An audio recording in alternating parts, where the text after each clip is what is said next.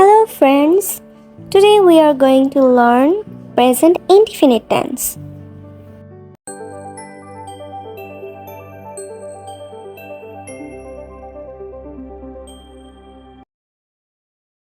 Normally আমরা যখন ইংলিশে কথা বলবো তখন আমাদের দরকার হবে টেন্স।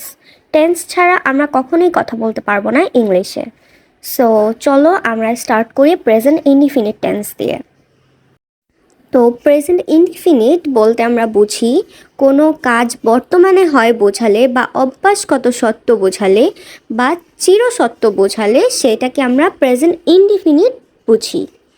বর্তমানে কিছু করা বোঝাতে, যেমন ধরো আমরা কিছু করছি, যেমন আমি প্রতিদিন স্কুলে যাই, আমি প্রতিদিন ভাত খাই, আমি প্রতিদিন খেলাধুলা করি, মানে যে কোনো কিছু যেটা আমরা করি, আমরা যেটা বর্তমানে করি সেটাকেই আমরা প্রেজেন্ট ইনডিফিনিট টেন্স বুঝি। চলো তাহলে প্রেজেন্ট ইনডিফিনিট টেন্সের আমরা কিছু এক্সাম্পলস দেখে নেই। আমি রোজ সকালে ঘুম থেকে উঠি। I wake up every morning. সে প্রতিদিন স্কুলে যায়। He goes to school every day. এখন কথা হচ্ছে কোনো সেন্টেন্সে যদি হি, শি বা ইট এই তিনটার একটাও থাকে তাহলে সেখানে ভার্বের সাথে অবশ্যই এস বা ইএস যুক্ত হবে। যেমন সে অনেক বই পড়ে। She reads a lot of books. এইখানে ভার্ব হচ্ছে রিড, রিডের সাথে এস যুক্ত হয়েছে। আমরা ফুটবল খেলি। We play football. এইখানে কিন্তু কোনো এস বা ইএস যুক্ত হয়নি, কারণ এইখানে হি, শি বা ইট এই তিনটার একটাও নেই। তারা কাজ করে। They work. তুমি আমাকে সাহায্য করো। You help me. সূর্য পূর্ব দিকে উদিত হয়। The sun rises in the east. এইটা হচ্ছে একটা চিরন্তর সত্য, যেটা সব সময় হয়। এটাকে আমরা চিরন্তর সত্য বলি। প্রেজেন্ট ইনডিফিনিট টেন্সের স্ট্রাকচার হচ্ছে subject plus verb plus object. এখন তোমাদের প্রশ্ন থাকতে পারে যে আমরা ভার্ব কিভাবে চিনব, ভার্বটা আসলে কি? চলো তাহলে আমরা জেনে নিই ভার্ব কি। ভার্ব কি? ভার্ব হলো একটি শব্দ যা কোনো কাজ, অবস্থা বা অনুভূতি প্রকাশ করে।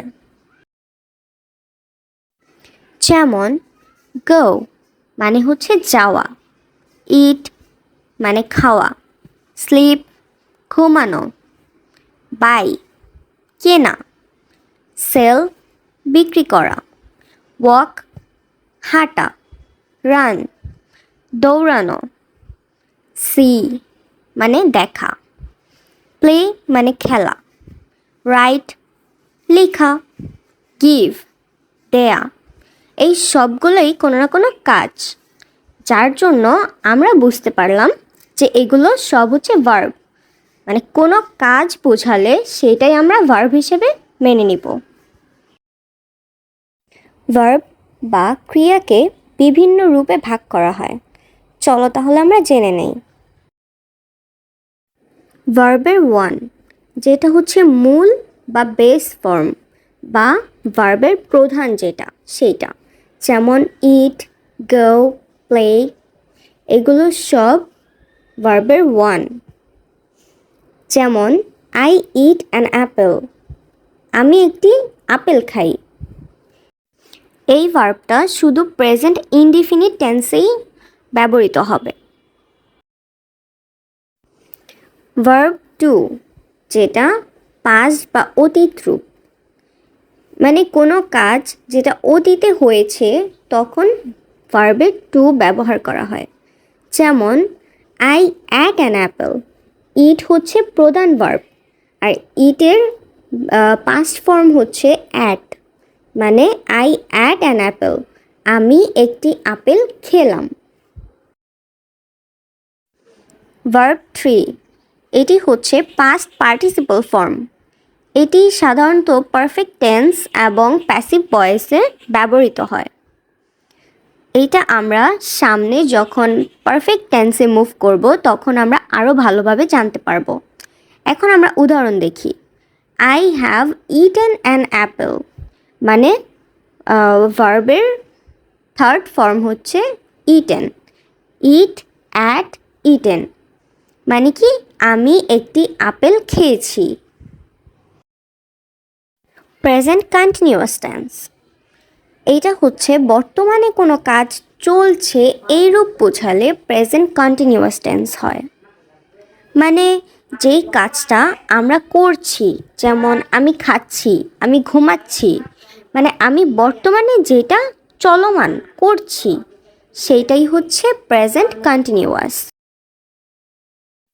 প্রেজেন্ট কন্টিনিউয়াসের স্ট্রাকচার হচ্ছে subject plus be verb plus verb যেটার সাথে আইএনজি যুক্ত, তারপর অবজেক্ট। বি ভার্ব মানে হচ্ছে এম, ইজ, আর বা ওয়াজ, ওয়ার। তোমরা মনে রাখবে প্রেজেন্ট কন্টিনিউয়াসে অবশ্যই মেইন ভার্বের সাথে আইএনজি যুক্ত হবেই। আইএনজি মানে হচ্ছে চলমান। আমরা কিছু এক্সাম্পলস দেখলেই বুঝে নিব। আমি ভাত খাচ্ছি, আই এম ইটিং রাইস, মানে কি আমি খাচ্ছি, যেটা চলমান, আমি করতেছি, এটা হচ্ছে present continuous. She is cooking dinner, সে রাতের খাবার রান্না করছে, এটাও কি চলমান। দে আর প্লেয়িং ফুটবল, তারা ফুটবল খেলছে।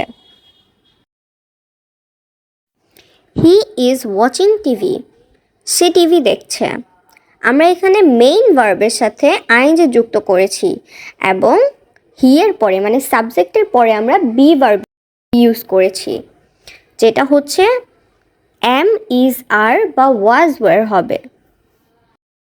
আই এম লার্নিং ইংলিশ, আমি ইংরেজি শিখছি। প্রেজেন্ট পারফেক্ট টেন্স, কোনো কাজ শেষ হয়েছে অথচ তার ফল এখনও বর্তমান আছে, এরূপ বোঝালে প্রেজেন্ট পারফেক্ট টেন্স হয়। এর স্ট্রাকচার হচ্ছে subject plus have, has plus past participle which is verb 3 plus object. চলো এর কিছু এক্সাম্পলস দেখে নিই, তাহলে আরও ক্লিয়ার হয়ে যাব আমরা। আমি ভাত খেয়েছি, আই হ্যাভ ইটেন রাইস।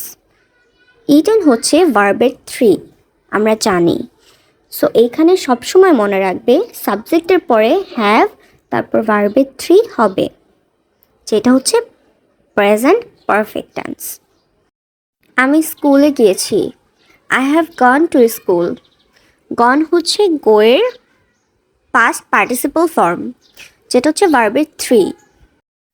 সে স্কুলে গিয়েছে, he has gone to school. এখানে যদি হি, শি বা ইট থাকে তাহলে হ্যাভের জায়গায় হ্যাজ হবে। তারা কাজটি করিয়াছে, they have done the work. ডান হচ্ছে ভার্বের 3 নাম্বার, মানে পাস্ট পার্টিসিপল ফর্ম। আর ভার্বের মেইন ফর্ম হচ্ছে ডু। ডু, ডিড, ডিড হচ্ছে ভার্বের 2 নাম্বার আর এইটা হচ্ছে ভার্বের 3 নাম্বার, ডান। এখন আমরা শিখব প্রেজেন্ট পারফেক্ট কন্টিনিউয়াস টেন্স। কোনো কাজ পূর্বে আরম্ভ হয়ে এখনও চলছে এইরূপ বোঝালে প্রেজেন্ট পারফেক্ট কন্টিনিউয়াস টেন্স হয়। যেমন আমি অনেকক্ষণ যাবৎ অপেক্ষা করছি, আমি অনেকক্ষণ যাবৎ পড়াশোনা করছি, আমি এত বছর যাবৎ তার জন্য অপেক্ষা করছি। এইরকম কথা যখন আমরা বলবো তখন আমরা ইংলিশে সেটা প্রেজেন্ট পারফেক্ট কন্টিনিউয়াস টেন্সে কনভার্ট করব। এর স্ট্রাকচার হচ্ছে সাবজেক্ট প্লাস হ্যাভ বিন বা হ্যাজ বিন প্লাস মেইন ভার্বের সাথে আইএনজি যুক্ত প্লাস সিন্স বা ফ্রম বা ফর প্লাস অবজেক্ট। আমরা এক্সাম্পলের মাধ্যমে আরও ক্লিয়ার হব। ফর কখন ব্যবহার হবে? সময়ের পরিমাণ বোঝাতে 2 ঘন্টা বা 10 দিন আমরা যখন এগুলো উল্লেখ করব তখন আমরা ফর ব্যবহার করব। যেমন I have been studying for 3 hours, আমি 3 ঘন্টা ধরে পড়ছি। They have been living here for 10 years. তারা 10 বছর ধরে এখানে বাস করছে। সিন্স ব্যবহার হবে নির্দিষ্ট সময়ের শুরু বোঝাতে, যেমন 2019 সাল থেকে বা সকাল থেকে ইত্যাদি। যেমন she has been working here since 2019। সে 2019 সাল থেকে এখানে কাজ করছে। He has been waiting for you since morning. সে সকাল থেকে তোমার জন্য অপেক্ষা করছে। ফ্রম কিছু নির্দিষ্ট ঘটনার প্রারম্ভকাল নির্দেশ করতে, যেমন সকাল থেকে এখন পর্যন্ত। চলো এক্সাম্পলস দেখে নেই। They have been working from morning till now. তারা সকাল থেকে এখন পর্যন্ত কাজ করছে। আমরা যখন এরকম কথাবার্তা বলবো তখন আমরা ফ্রম ইউজ করব। আশা করি প্রেজেন্ট টেন্স সম্পূর্ণ তোমরা বুঝতে পেরেছো। যদি কোনো ডাউটস থাকে তাহলে কমেন্ট করো অ্যান্ড আমাকে জানাও।